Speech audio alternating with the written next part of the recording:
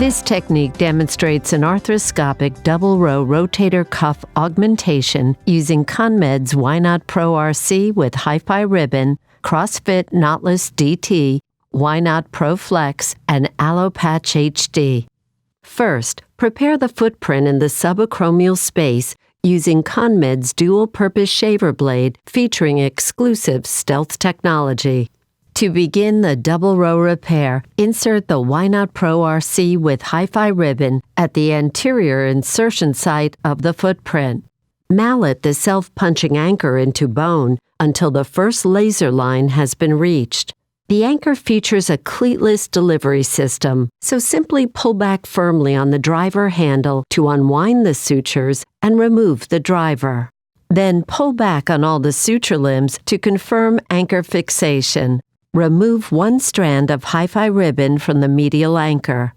Next, gently mallet another Y-Knot Pro RC into the posterior insertion site found on the footprint. Remove the anchor driver and pull back on all the suture limbs to set the anchor. Remove one strand of Hi-Fi ribbon. ConMed Spectrum AutoPass Suture Passer reliably passes suture in thick tissue and gives the surgeon the option of capturing the suture in the trap door. Use the Spectrum AutoPass to pass all 4 suture limbs from each anchor through the remaining rotator cuff tissue. For lateral row fixation, first insert the CrossFit Knotless DT punch into the anterior lateral insertion site and punch to the appropriate depth noted by the laser marks. Then take the CrossFit Knotless DT anchor and load one Hi-Fi ribbon from each medial row anchor into the threader tab. Insert the nose of the CrossFit Knotless DT into the tunnel and tension the Hi-Fi ribbon limbs as needed. Cleat the suture limbs onto the gray telescoping cleat found on the driver. Then, hold the black knob stationary and turn the blue handle clockwise to insert the anchor to the depth mark. Uncleat the sutures and remove the driver.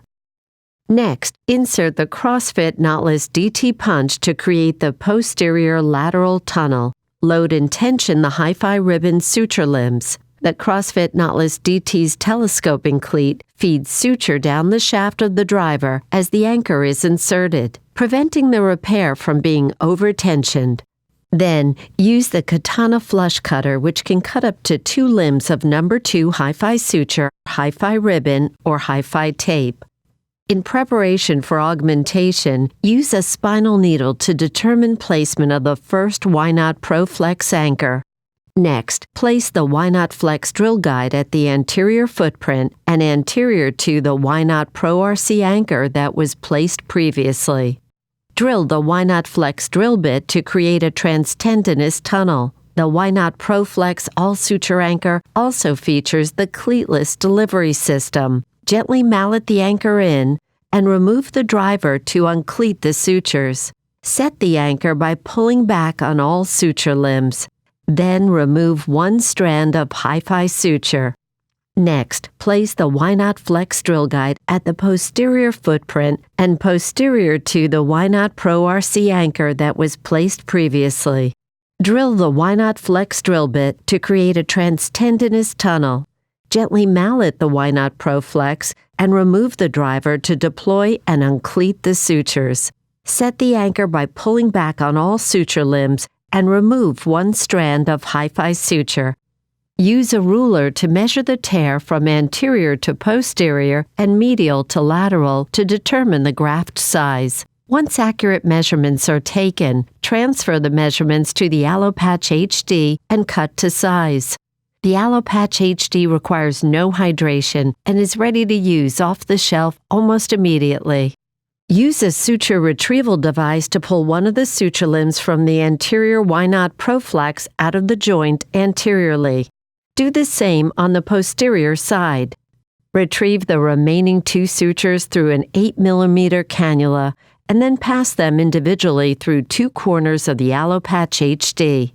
Secure the 2 sutures passed through the graft with 2 knots at each corner. Next, introduce the Allopatch HD into the joint through the 8mm cannula by pulling on the suture limbs located outside the joint, anteriorly and posteriorly, until the patch reaches the humeral cortex. Retrieve one knot above the graft back outside the joint through the cannula, and then pull the remaining suture limb through the cannula. Tie the suture down to the Allopatch HD and use the Katana flush cutter to cut the suture tails. Then retrieve the other knot through the cannula and then pull the remaining suture limb through the cannula. Tie the suture down to the Allopatch HD and use the Katana flush cutter to cut the suture tails. Next, insert the Y-Knot Flex drill guide at the lateral anterior footprint of the graft. Drill the Y-Knot Flex drill bit to create a tunnel for the Y-Knot ProFlex anchor.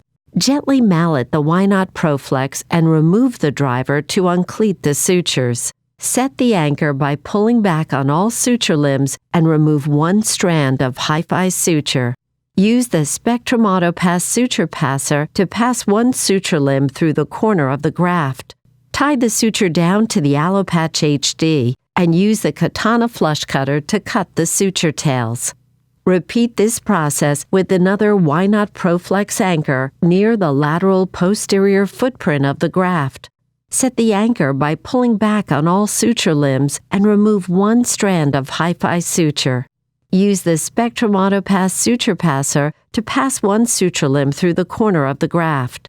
Tie the suture down to the Allopatch HD and use the Katana flush cutter to cut the suture tails. The graft is secure and the augmentation is now complete.